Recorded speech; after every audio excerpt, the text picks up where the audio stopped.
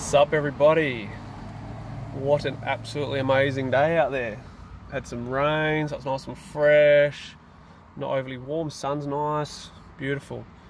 Let's touch on another coronavirus topic, I guess, but a positive that can come out of all this.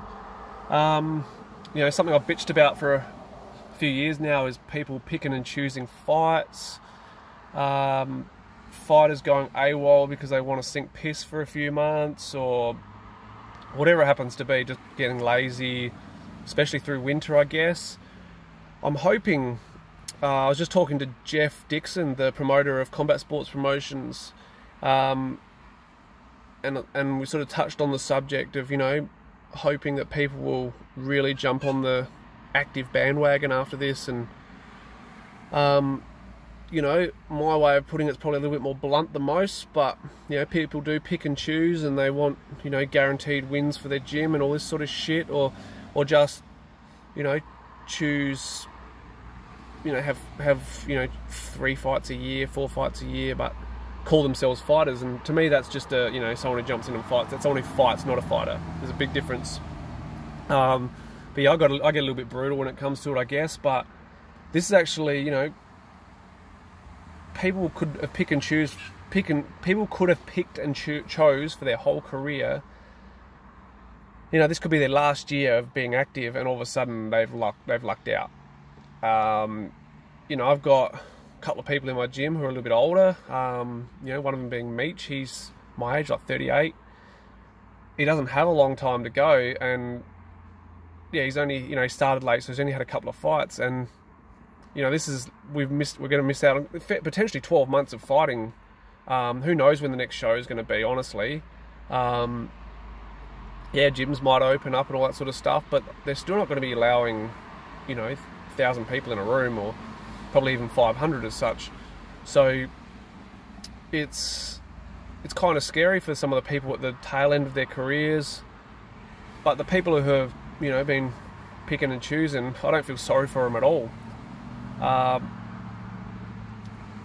positive in, maybe this is where people might see the positive in what I do. I know a lot of people bitch about it, a lot of people like it, but a lot of people bitch about the fact that my guys are so active, and they make fun of it, like, that Jason fights every 2 weeks or whatever.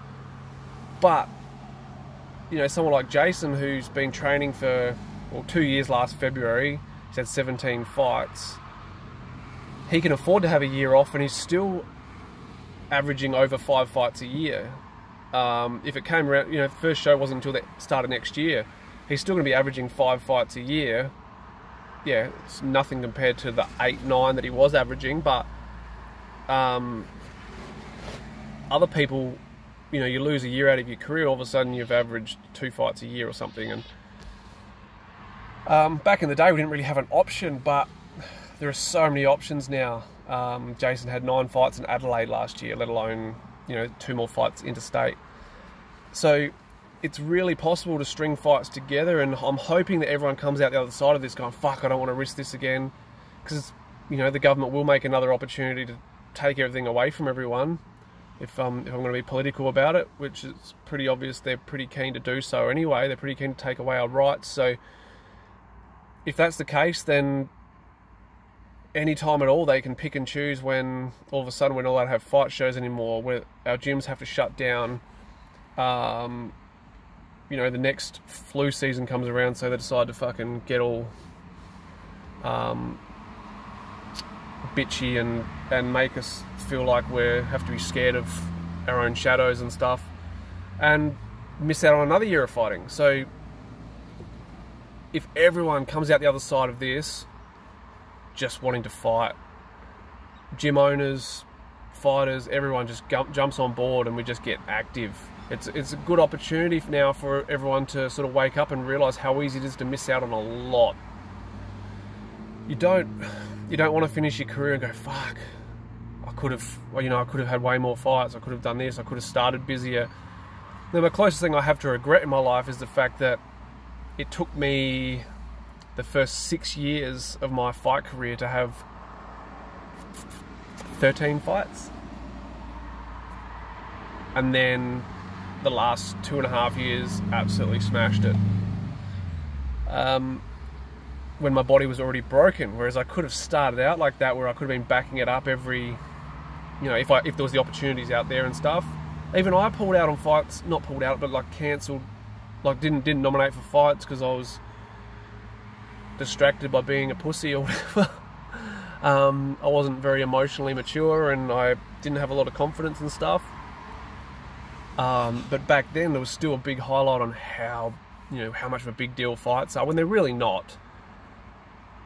If you start your guys on the journey from day one, that a fight's just another way of learning. And instead of making it, it's such a huge deal, the only big deal is you have to get fit. Other than that, as long as you've got basic defense skills, offensive skills, there's no reason why you can't just start fighting. So I'm hoping more trainers will jump on board. Real fighters, I'm not talking about people who just want to fight here and there, or people who are like Meech, older, they're not going to make a career out of it. They're bucket listing things. That's what I call people who are a little bit older, or people who have a career already and they just want to jump in and have a fight to say they've done it. Bucket listers. There's a big difference between a bucket lister and a fighter. If you're a fighter, you fucking fight. If you're a bucket lister, it might be that one fight a year or something, and that's okay as well. But if you're a bucket lister because you're too lazy to train full time, or you're a bucket lister because your trainer makes you a bucket lister because he doesn't believe in you, then it's time to make some changes. Or even if you're a bucket lister because your trainer doesn't believe in themselves and doesn't believe in what they're teaching, it's here's the opportunity to go, okay, I want to start stringing fights together. I want to make something of this before it's too late, because one day it will be too late. I hit 30 and my body fell to fucking pieces. Around 28, I started really struggling with my body and had to dial my training right back and just fight more often, which is the reason why I strung so many fights together, because I couldn't be as active in the gym as I wanted to be because my body was fucking smashed.